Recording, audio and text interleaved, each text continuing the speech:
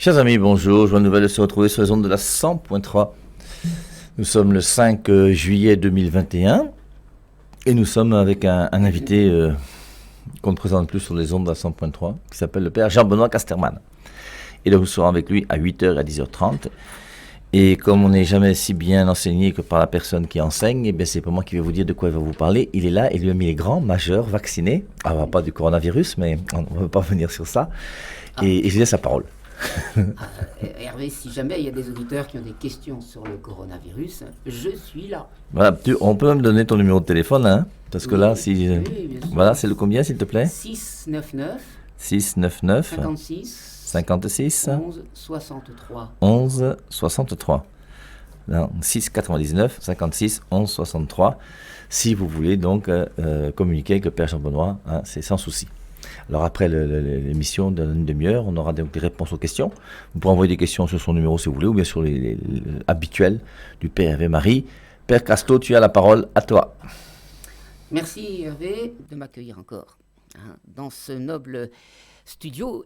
Et alors, bonjour à tous, amis auditeurs. En ce lundi matin, un peu joyeux, il faut quand même reconnaître que la saison n'est pas la plus réjouissante, en tout cas pour beaucoup, comme pour moi. Et c'est pourquoi je vais, avant d'entrer dans le thème, je voudrais vous partager, je ne sais pas si Hervé, tu le fais régulièrement ici, le message du jour tiré du livre Dieu t'appelle. Dieu t'appelle des messages du Seigneur Jésus sur toute une année, qui ont été communiqués à deux saintes femmes protestantes, il y a plus de 50 ans, même, je ne sais pas exactement à l'époque. Et c'est un livre qui est un best-seller, même sans aucune publicité, et dont beaucoup actuellement se nourrissent, parce que c'est pétri de la parole de Dieu, et ce sont des messages du Seigneur Jésus. Alors évidemment, il faut se méfier de tout ce qui est prophétique, comme soi-disant venant du Seigneur, mais il faut savoir quand même que là, les fruits sont tellement abondants qu'on ne peut pas en douter. Voilà, alors je vous lis ici le message du 5 juillet. Je suis toujours avec vous pour vous diriger, vous bénir et vous aider. Aucun être au monde ne saurait empêcher ma volonté à votre égard de se réaliser. Non, pas même tout un monde de volontés adverses. À la condition toutefois que vous me fassiez absolument confiance et que vous me remettiez tout. Au simple passager sur un navire, il peut sembler que chaque vague doive l'engloutir ou le faire dévier de sa course. Le commandant, lui, est instruit par l'expérience. Il sait qu'en dépit de la tempête et des éléments déchaînés, il est en état de tenir le cap au port qui lui est assigné. Ainsi, vous pouvez me faire confiance puisque je suis chargé d'assurer votre salut. Vous voyez, un message tout simple, mais qu'il est bon d'entendre et je vous invite, amis auditeurs, de nourrir votre foi et votre raison dès le matin de ces messages, comme celui-ci. Je ne vais pas trop commenter, mais voyez comment le Seigneur veut nous dire « Faites-moi confiance, je suis créateur des univers ». Je mets au pluriel parce que l'univers étant tellement infini que c'est un peu difficile à imaginer. Et le Créateur tout-puissant, vous pensez bien qu'il est bien capable de s'occuper de notre vie de chacun. Puisqu'il y a des milliards et des milliards d'étoiles et de galaxies et tout ça, ça nous dit quand même que le Seigneur est bien capable de s'occuper de nous. Et dans sa toute-puissance, bien sûr. À condition, comme c'est bien dit dans le message, que nous soyons vraiment plongés en lui, que nous demeurions en lui. Alors, il n'est pas dit comme ça, mais que vous fassiez absolument confiance et que vous me remettiez tout. Et c'est vrai, tous les matins, on peut dire, voilà, je te remets ma vie, je te remets ma vie tout entière, mon passé, mon présent, mon futur. Il y a autant de sujets ou de blessures ou d'inquiétudes, mais aussi les épreuves que je traverse, le travail, ma famille, mes bien-aimés, tout.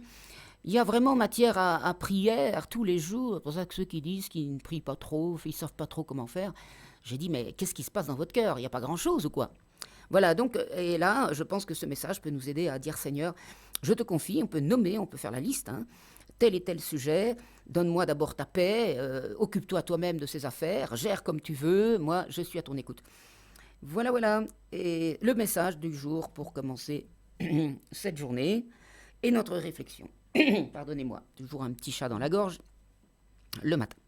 Alors j'en profite d'abord pour vous dire, hein, vous savez que habituellement il y a la trousse, j'ai envie de dire la trousse du fidèle auditeur de la 100.3 qui implique d'avoir une Bible à la maison. Alors moi je vous recommande la Bible des peuples parce que j'aime beaucoup la Bible des peuples, je la vends parce que je trouve que c'est un français qui est simple avec des notes qui sont très intéressantes. Ensuite, dans cet attirail, je mets aussi Home Sweet Home. Moi, je crois que c'est important, ce livre où on voit ce pasteur protestant qui s'est converti à l'église catholique et toutes ces choses. Dieu t'appelle, qui fait partie aussi de le minimum de documents qu'on doit avoir dans sa maison.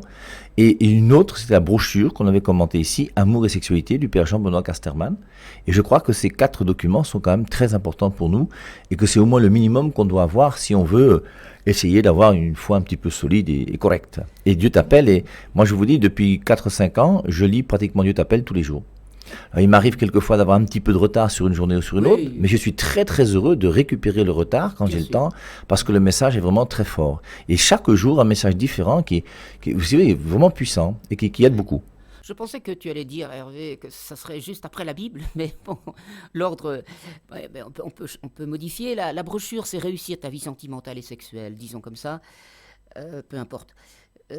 Alors un petit mot avant de commencer, oui, encore d'en rentrer dans le sujet du jour, vous voyez que le temps passe vite en plus, mais comme ce sont les vacances qui commencent vraiment maintenant, j'invite tous les parents qui sont à l'écoute ici d'aider leurs enfants, ou leur entourage en tout cas, à ne pas perdre le temps et ne pas s'avachir devant la télévision en particulier, ou dans un sommeil interminable durant ces journées de vacances. Il y a des cours de vacances, ou même des après-midi sportives, culturelles, qui sont organisées au Collège Vogt.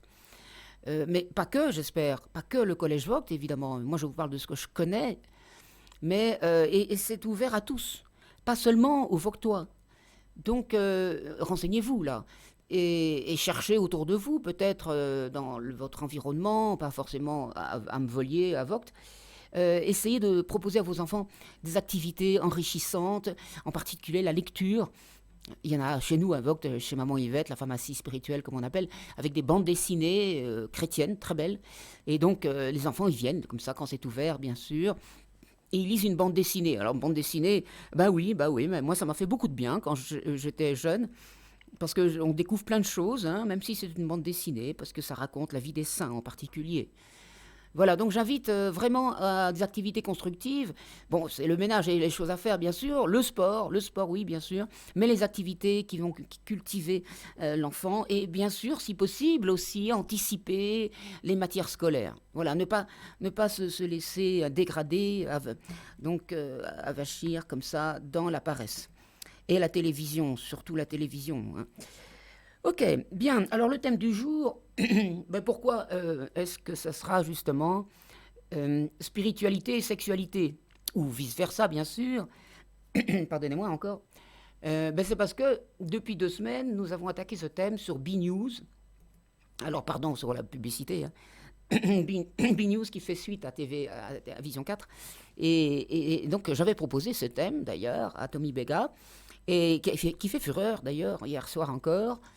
Parce que voilà, sexualité, ça attire toujours, mais évidemment dans des intérêts qui ne sont pas forcément très élevés. Tandis que quand on la conjugue avec spiritualité, là, ça devient plus problématique ou intéressant. Voilà, et c'est ce que je voudrais faire. Alors, ce sera bref, bien sûr, parce qu'on dispose de peu de temps, là. Il faut bien reconnaître que aujourd'hui, là, quand on parle de sexualité, tout de suite, quelles sont les images qui viennent, ou les exemples qui viennent dans notre esprit. Et souvent, c'est du bas niveau, ou c'est au niveau du caniveau, comme diraient certains, hein. Et elle est galvaudée aujourd'hui, malheureusement. Et donc, c'est pour ça que je m'y intéresse depuis longtemps, bien sûr, parce qu'il faut sauver. Il faut sauver le plan du Créateur, parce que c'est quand même lui qui a inventé tout ça. Et donc, il faut en parler. Et moi, je peux, une fois de plus, le dire. Je me suis tellement engagée là-dedans, donc amour, sexualité et tout. Quand je suis arrivé au Cameroun, ça mijotait chez moi d'abord, hein, avant, mais quand j'ai vu cette belle jeunesse camerounaise, avec tout son charme, mais aussi ses questions et ses blessures, j'ai dit non, c'est pas possible, Seigneur, il faut sauver tout ça. Bon. Et donc, c'est ce que je veux encore revenir là-dessus maintenant. Mais je le fais alors d'une façon assez simple, hein, parce qu'on a peu de temps, je répète. Donc, l'état des lieux est assez facile à faire, hein. Il faut dire que hier soir encore à B-News, là, les invités, je n'étais pas seul sur le plateau, déploraient évidemment la dégradation, la déchéance, la perversion, en particulier chez les jeunes filles, et jusque dans la pornographie. Alors justement, le thème de tout à l'heure, à 10h, là, je vais développer plutôt la pornographie. Pas maintenant, bien sûr. Et donc, tout ça, c'est malheureusement l'état des lieux. Et avec la femme discriminée. Alors, on est très axé sur la femme, et je le serai aussi. Mais il faut dire aussi, je signalais au passage quand même, qu'il y a des régions entières du monde, et de cultures, et de religions qu'il n'est pas toujours nécessaire de nommer ici, où la sexualité, bon, elle n'est pas dépravée, bien sûr, dans la pornographie, ou en tout cas pas comme dans notre monde soi-disant évolué, qui est terriblement dégradé plutôt. Mais où la femme est soumise, elle est inférieure, considérée comme inférieure à l'homme. Elle est évidemment voilée, parfois plus que voilée, et puis jusqu'à des mutilations génitales, comme l'excision par exemple. Là, vous voyez que c'est un autre domaine, je n'en parlerai pas bien sûr. Et puis dans le monde moderne, je viens d'évoquer bien sûr tous ces courants néo-féministes et tout ça, qui sont très très contestables. Donc ça, on a beaucoup à boire et à manger dans tout ça, hein. Mais je reviens au cœur du sujet, et puis finalement, je prends la Bible, tout simplement. Et pour dire que, voilà, on a une conception de la sexualité qui est très souvent réduite à la génitalité, c'est-à-dire aux organes génitaux, aux actes sexuels. Et c'est une grave erreur. Et c'est ainsi qu'on conçoit l'homme et la femme, finalement, comme le produit final de l'évolution. Attention, hein, je ne suis pas pour la théorie de l'évolution, mais l'évolution du monde animal. Donc on est en haut de la pyramide, mais on a les pieds dans l'animalité, quoi. Et que finalement, nous sommes de la descendance des animaux, tout simplement. Et ça, c'est une conception qui est fausse. Et enfin, entre nous, on peut, bien sûr, beaucoup le pensent ainsi, dans le monde moderne notamment. Mais quand on prend la Bible, je ne vais pas relire la Genèse, évidemment, je présume que vous connaissez l'essentiel des premiers chapitres de la Genèse, mais on voit que dans le premier chapitre, Dieu qui commence à créer avec toute l'évolution, l'univers, bon ça je ne reviens pas parce que ça mériterait beaucoup de commentaires, mais au fait, le 6e jour, il dit « Faisons l'homme à notre image et notre ressemblance », et qu'il, alors c'est marrant parce que c'est au pluriel, qu'il domine sur les poissons de la mer, les oiseaux, tout ça. Et donc, Dieu créa l'homme à son image, à l'image de Dieu il le créa, homme et femme il les créa. Alors bon, on connaît un peu, mais en fait on ne sait pas trop ce que ça veut dire. Parce que l'homme c'est générique, hein, c'est humanité, d'accord? Mais homme et femme, isha, et en hébreu, hein, ça c'est pour les hébraïsants. Isha, c'est monsieur homme et madame homme. Bon. Donc ou mâle et femelle, ça dépend des traductions. Mais attention, quand on dit mâle et femelle, il s'agit de ne pas réduire justement à l'animalité. Parce que je m'arrête là-dessus, simplement pour dire que nos racines, nos origines ne sont pas du monde animal, même si nous sommes dans le monde animal, des mammifères en particulier bien sûr, mais nos racines sont au ciel. Le projet de Dieu, c'est justement de réaliser son image et sa ressemblance dans l'homme et la femme. Et ce n'est pas simplement parce que l'évolution a voulu que ça aboutisse à l'homme. C'est faux, ça.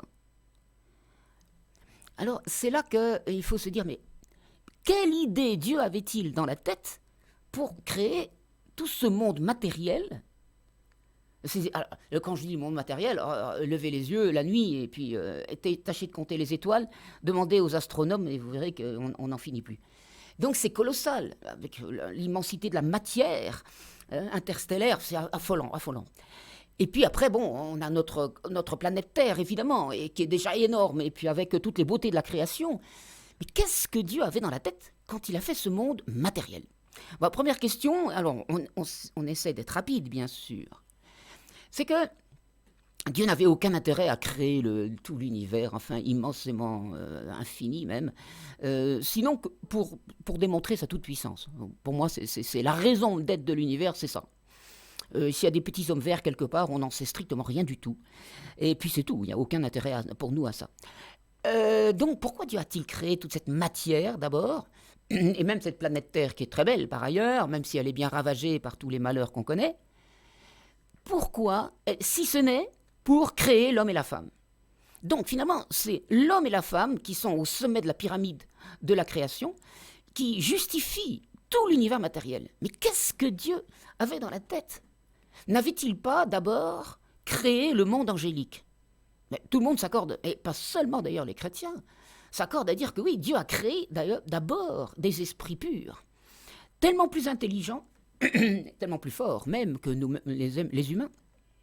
Et donc, mais Dieu avait bien créé son image, tellement plus parfaite, si je peux dire, dans les anges, évidemment.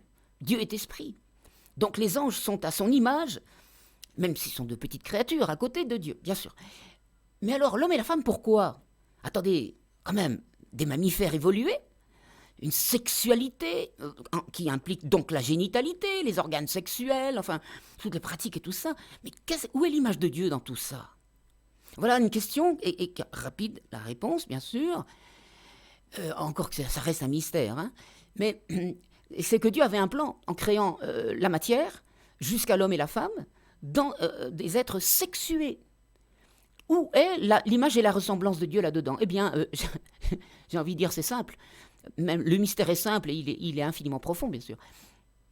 C'est que l'homme et la femme, à travers leurs conditions sexuées, sont capables d'incarner l'image et la ressemblance de Dieu autrement et peut-être même plus parfaitement que les anges. Certes, on n'est pas des esprits purs, bien sûr, mais grâce à notre sexualité, Dieu réalise son image. Devinez, Dieu est amour. Et un amour tellement profond qu'il est dans une filiation éternelle en Dieu lui-même. Donc Dieu devient père de son Fils unique en lui-même, pas à côté de lui, en lui-même. Ce que représente quelque part l'homme et la femme dans leur diversité et dans l'amour, évidemment, du couple. Et évidemment, Dieu est amour, Dieu est diversité trinitaire.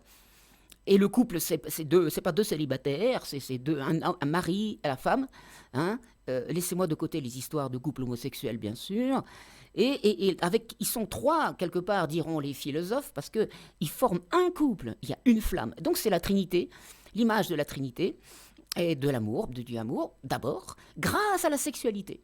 Et je dis bien grâce à la sexualité, dans la sexualité, mais une sexualité vécue dans l'amour, et l'amour fidèle, bien sûr, du couple. Et, deuxième image de Dieu, évidemment, c'est la procréation.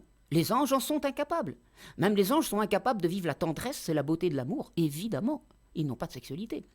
Donc voilà, le projet de Dieu, c'est ça. Donc, et nous sommes invités à vivre ça. Et vous voyez, il y a du chemin. Hein. Alors, quand on voit le niveau des couples, préparation des couples, la vie conjugale autour de nous, c'est pas jojo. Hein.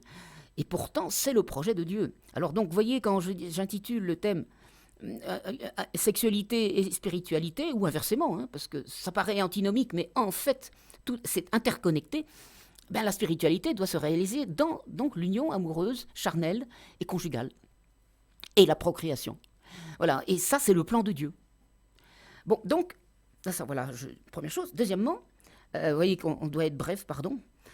On prend le chapitre 2 de la Genèse. Vous savez qu'il y a 2 chapitres sur la création, qui veut dire que ce sont des récits un peu mythologiques. Hein. Il n'y avait pas les caméras de la CRTV pour filmer tout ça.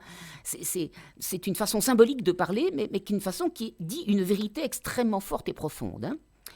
Je sais que c'est quand on dit c'est mythique ou symbolique, les gens on commence à s'inquiéter, mais il faut bien l'avouer. Mettons le deuxième récit, Dieu crée à partir de la glaise. Attention, hein, il a d'abord créé un jardin. Non, il crée d'abord l'homme. C'est marrant, c'est intéressant. Le sens est très différent. Hein. Il crée d'abord l'homme et puis il donne le jardin, tout ça, les animaux, tout ça. Bon. Pour tenir compagnie à l'homme. Donc vous voyez que là, c'est l'homme qui est devant tout. Mais quand on dit homme, c'est Adam. Adam. Ça veut dire le terreux, le glaiseux, la glaise, quoi, la matière pour le potier, n'est-ce pas? Et Adam, c'est l'humanité, c'est l'homme, homme générique. Et puis, il n'est pas bon que l'homme soit seul, je vais lui faire une aide qui lui est accordée, assortie, cette fameuse parole. qui va engendrer, bien sûr, qui va déterminer la création de la femme. Alors, pour beaucoup, la femme. Et c'est là que ça mérite réflexion. Parce que, donc, voyons, souvent, on pense que c'est l'homme masculin qui est créé premier, puis de la côte d'Adam. C'est vrai que c'est pas complètement faux, bien sûr, mais comme tout est un peu symbolique, on ne peut pas enfermer uniquement dans cette image. C'est l'humanité, et Dieu a dit, mais il va tirer de la côte d'Adam, bien sûr, de l'homme humain. Alors pourquoi la côte ? C'est pas la tête. La femme n'est pas faite pour dominer l'homme ou commander l'homme. Ce n'est pas la cuisse. La femme n'est pas un motoculteur pour le champ. Ce n'est pas, ce que vous voulez, c'est la côte. Le côté, et la côte c'est aussi l'os, évidemment, les os, c'est ce qui a la structure profonde. Donc la femme va évidemment va révéler la structure profonde de l'homme, mais du côté du cœur, pour être côte à côte avec l'homme. Voilà. Et c'est cette femme, évidemment, qui va éveiller Adam et le faire être masculin. C'est pour ça que c'est intéressant de réfléchir là-dessus. C'est la vocation de la femme, et l'identité même de la femme, qui est d'être éducatrice de l'homme. Vous voyez, je vais droit au but, là. Et c'est grâce à la femme que l'homme va s'accomplir. Alors là, suivez, s'il vous plaît. S'il n'y avait pas de femme, le monde serait d'abord terriblement ennuyeux, d'accord ? Il manquerait de beauté magnifique, évidemment, toutes les beautés féminines. Alors, il y en a pour tous les goûts, bien sûr. Mais les hommes auraient tendance à être un peu barbares, quoi, ou un peu des brutes. Regardez un peu une équipe de football, de rugby, quoi encore. Regardez les soldats entre eux. Voilà, mais ça, c'est l'homme sans la femme. Et justement, Dieu a dit non, il n'est pas bon que l'homme soit seul, qu'il n'y ait vraiment qu'un monolithe, quoi. Et il faut lui faire un correspondant, une aide, mais alors une aide, pas seulement, attention, c'est pas une servante, c'est pas une femme dominée, c'est une aide qui est une éducatrice, une révélatrice, et qui porte la vie et qui invite l'homme à quoi finalement ? Eh bien, à découvrir la contemplation d'abord, la joie de mes yeux, regardez Adam qui se réjouit comme ça d'Ève, et la contemplation, l'appel au respect, bien sûr, la découverte de la vie profonde, de la délicatesse féminine, parce que la femme porte la vie en elle, et donc elle a des valeurs profondes qui vont compléter l'homme. Et l'homme devient un vrai homme dans la relation avec la femme. C'est ça qu'il faut comprendre. Vous voyez, quand on dit spiritualité, c'est ça. On est loin de la génitalité simplement. La sexualité, c'est toute la personnalité profonde qui fait qu'on est un homme ou une femme de la tête aux pieds, jusqu'au bout des ongles. Et dans le psychisme, bien sûr, dans le cœur, et même, diront les mystiques, même dans notre façon d'être avec Dieu, de prier, par exemple. C'est vrai, une religieuse, évidemment, dans l'Église catholique, c'est clair, avec la consécration religieuse, mais il est clair que les religieuses consacrées, donc, révèle beaucoup plus l'humanité qui est épouse du Christ. Nous, Hervé Marie, toi tu te dis je suis Madame Jésus, avoir ta barbe, tu n'es pas très convaincant. Une drôle de madame. Bon, mais voilà, mais c'est ce que tu veux dire évidemment. Hein. Mais nous, les hommes, bon, ça va, je suis épouse du Christ, je veux bien, mais enfin, c'est plus difficile à imaginer. Hein. Et donc, vous voyez que tout ça, c'est porteur d'un mystère profond, et donc, il faut vraiment essayer de méditer ça, et pour dire que nous avons à considérer la femme comme étant la porteuse de la lumière. Et de la lumière, oui, parce que dans la tradition juive, c'est elle qui allume les lumières de la maison le soir du sabbat. Et surtout, elle doit régner dans le cœur de l'homme. Moi, je dis souvent, allez, disons que l'homme est le roi de la création. Comme le roi lion, hein. Il est puissant, il est batailleur, en général, d'ailleurs si vous voulez, chez les bires par exemple, c'est plutôt des hommes, hein, n'est-ce pas ? D'accord, pour le combat, la violence, ok, c'est l'homme, dominateur, mais parfois un peu, même trop souvent un peu barbare et violent. Mais qu'est-ce qui va éduquer l'homme ? Eh bien justement, c'est la femme. Alors la femme, elle est quoi ? Elle n'est pas roi de la création. Elle est quoi alors ? Elle doit être reine de l'homme. Reine dans le cœur de l'homme. Elle doit être flamme dans le cœur de son mari et de son foyer. Et c'est comme ça que la femme est éducatrice. Et c'est comme ça que la société devient meilleure, évidemment meilleure, grâce aux femmes. Alors, on dit toujours d'ailleurs que derrière tout grand homme, il y a une femme. On peut dire une grande femme d'ailleurs. Voyez, et c'est là que notre émission B-News, hier soir, a focalisé très fort sur la féminité, la femme. Alors, c'était le paradoxe, hein, sur le plateau, on n'était que des hommes. Je dis, c'est le comble, alors, enfin bon.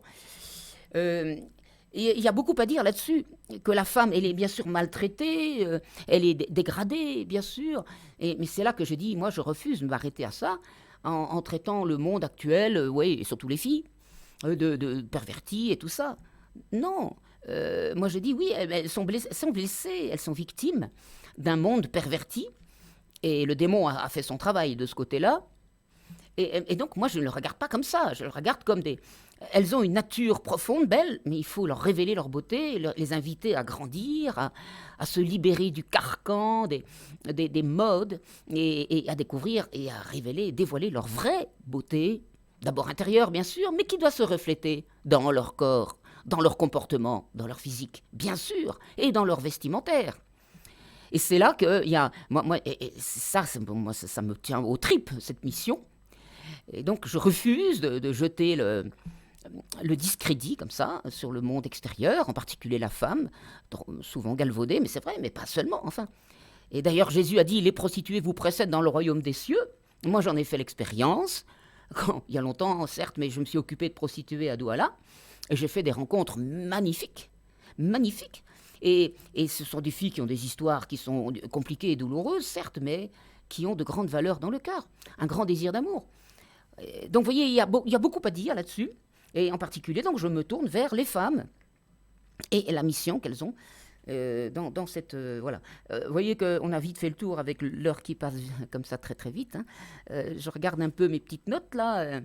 Donc, il s'agit vraiment de faire une œuvre de salut et de montrer comment nous avons à réaliser l'image de Dieu, et notre bonheur sera là-dedans, dans cette relation homme-femme, dans l'amour vrai. Et le mariage, c'est tout le thème du mariage qui est difficile aujourd'hui, et trouver le mari, difficile bien sûr. Mais il faut savoir, et je le dis, j'aime beaucoup le dire d'ailleurs, le vrai bonheur sexuel d'un homme, c'est de réjouir son épouse. Quand je dis réjouir, c'est joie, c'est pas seulement plaisir. Hein.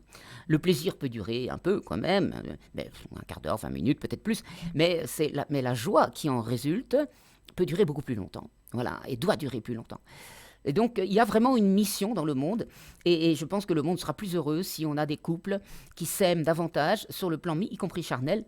Ça doit rayonner, et ça doit rejaillir sur les enfants, sur la relation aux enfants, rejaillir dans la société aussi, et dans la manière de diriger les affaires, de diriger la société.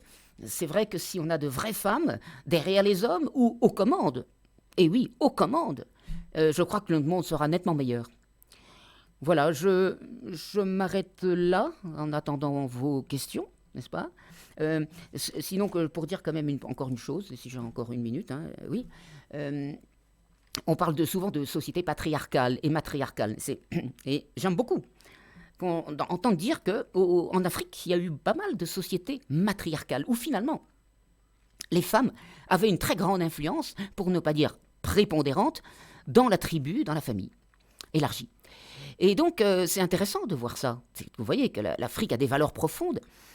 Et il faut bien avouer que c'est le monde antique, plutôt grec, romain, qui était extrêmement patriarcal, phallocratique même, hein, la domination du mâle, synthétisée dans son phallus, n'est-ce pas ? La phallocratie, comme on dit. Et donc, c'est vrai que le monde gréco-romain a été très patriarcal, et que le christianisme est né dedans. Il faut, enfin, à cheval sur quand même l'Orient, attention, hein, Israël, c'est quand même autre chose. Et donc, le christianisme n'a pas été complètement embarqué dans le patriarcat qui a relégué la femme au second rang. C'est pas vrai. Si vous lisez bien le Nouveau Testament, déjà l'Ancien Testament, hein, mais le Nouveau Testament, et notamment les passages magnifiques de l'apôtre Paul dans Galates 3, 27, je crois, en Christ, il n'y a plus ni juif ni grec, ça c'est tout ce qui est tribalisme, racisme et tout ça, ni esclave ni homme libre, toutes les luttes des classes qu'on connaît trop, hein, qu'on a connues dans le communisme et tout ça, et il n'y a plus ni homme ni femme. Alors, ça ne veut pas dire que Dieu en gomme la différence, non, pas du tout, mais il n'y a plus la domination de l'homme sur la femme, ou inversement, éventuellement. Et donc, le christianisme, et c'est ça que je veux dire pour terminer, a été libérateur est promoteur de la condition féminine. Et ça, il faut le dire. Parce que j'entends trop souvent le contraire, évidemment, surtout ceux qui tapent sur le christianisme. Si vous lisez bien, d'abord la Bible, hein, bien sûr, Paul dit que les femmes, 1 Corinthiens 14 par exemple, qu'elles se taisent dans l'assemblée. Oui, mais ça, c'était les coutumes de l'époque. Et Paul nous dit, femmes, que vous soyez soumises à votre mari, c'est même pas un commandement, c'est pas soyez soumises, non, non. Les hommes, aimez votre femme, ça c'est un commandement impératif catégorique pour les hommes. Mais pour les femmes, il dit non, que les femmes soient soumises à leur mari pour dire, ne faites pas la révolution, ne cassez pas la baraque. Mais, et c'est là très important, vous voyez, j'ai jamais fini de finir, c'est en fait cette femme soumise, en fait c'est elle qui va rentrer dans le cœur de l'homme et le retourner. Et donc, le plan de Dieu, c'est pas du tout une domination de le plus fort sur le plus faible, c'est à travers la fragilité, non pas la faiblesse, c'est pas la même chose, la sensibilité de la femme, il s'agit de conquérir le cœur de son mari. Et donc, quand la femme est soumise, selon l'évangile, attention, pas la soumission à un despote, hein, eh bien, en fait, elle doit convertir le cœur de son mari. Et d'ailleurs, c'est ce que Paul dit, hein, quand si la femme a épousé un païen, ben, elle va le convertir, quoi. Et c'est important, parce que cette fameuse soumission, par exemple chez Paul, ne faites pas la révolution, ne faites pas la guerre des sexes, ne cherchez pas à être un homme comme les autres. Ça, c'est le néo-féminisme, c'est abominable. La cancel culture qui veut effacer toutes les différences et qui veut même effacer le mal, tout simplement, hein. Pour ne pas dire le mâle blanc et hétérosexuel et surtout chrétien. Bon, toutes les aberrations du monde moderne, mais ça c'est satanique, hein, laissez-moi vous le dire. Non, la femme doit être vraiment comme dans son service auprès de l'homme, elle doit conquérir le cœur de l'homme. Voilà, et ça fait partie du plan de Dieu, mais voyez qu'on a du chemin à faire, et en tout cas il fallait déjà commencer à comprendre ça.